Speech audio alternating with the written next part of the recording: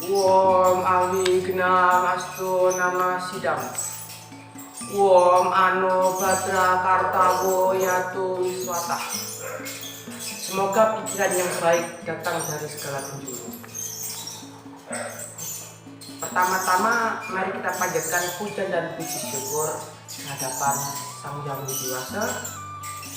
Atas asung waranugrahanya kita dapat berkumpul di Pura Segara yang kita sucikan pada hari ini, yaitu Tilem Sasih Kepitu untuk melaksanakan persembahyangan bersama.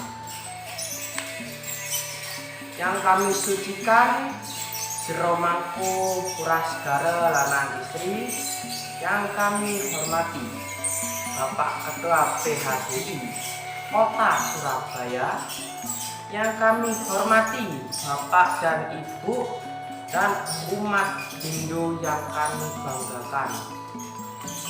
Umat sedharma yang berbahagia, pada hari ini merupakan suatu kehormatan dan kebanggaan bagi saya karena saya dapat menyampaikan Dharma Wacana.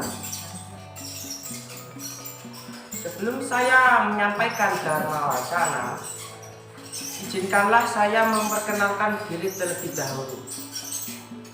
Nama saya Gede Wiranata, asal sekolah SMP Negeri 18, kelas 8. Umat sedharma yang berbahagia, tema yang saya ambil hari ini adalah tentang Trihita Karana.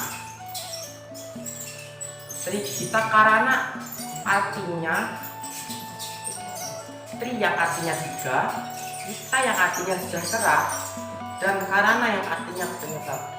Jadi Trihita Karana artinya tiga penyebab kesejahteraan atau keharmonisan. Trihita Karana meliputi tiga bagian, yaitu pertama, Paryangan.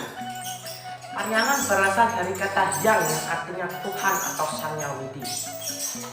Jadi hubungan tersebut adalah hubungan manusia dengan Tuhan. Jika Tuhan tidak ada, maka manusia pun tidak akan hidup di alam ini. Maka dari itu, kita sebagai manusia harus melakukan niatnya, berbakti, terus sembahyang. Gitu pula dengan niatnya pun ada dua. Yang pertama niatnya harian, yang kedua niatnya hari-hari tertentu. Niatnya harian contohnya seperti ngejot, bersanja, dan sembahyang. Dan niatnya yang hari-hari tertentu contohnya seperti upacara kandungan, kuningan, nyepi, purnama, film, dan masih banyak yang lain. Di dalam kitab Bhagawan Gita, Sloka 9, Adhyaya 14, dapat disebutkan bahwa Satatam kirtaya tomam yatasmam cadasa waratata nama syanta camam basya nitya yukta uksate, yang artinya adalah berbuatlah selalu hanya untuk memujiku, dan lakukanlah tugas pemberian pengabdian itu dengan tiada putus-putusnya. Engkau yang memujaku dengan tiada henti-hentinya itu, serta dengan kebaktian adalah dekat denganku. Dengan isi atau arti dari sloka tersebut bisa dikatakan bahwa kita sebagai makhluk hidup atau yang disebut manusia, kita harus selalu mengabdi kepada Sang Hyang Widiwasa, karena Sang Hyang Widiwasa telah hidupkan kita, menciptakan kita agar kita bisa hidup sehat dan tentram. Yang kedua yaitu pawongan. Pawongan berasal dari kata wong yang artinya orang. Ya, bisa disebutkan seperti hubungan manusia dengan manusia. Hubungan manusia dengan manusia harus terjalin kerukunan dan sejahtera. Karena bisa dikatakan bahwa kita sebagai manusia tidak bisa hidup sendiri. Kita memerlukan bantuan orang lain atau yang disebut dengan makhluk sosial. Jadi bagaimana kita bisa menjalin hubungan dengan sesama manusia? Dengan cara kita saling mengasihi. Ya, bisa dikasihkan contoh ketika tetangga kita sedang kesusahan, kita harus membantu dengan saling menghargai, juga dengan menghormati. Maka dengan itulah kita bisa menjalin hubungan manusia dengan sejahtera.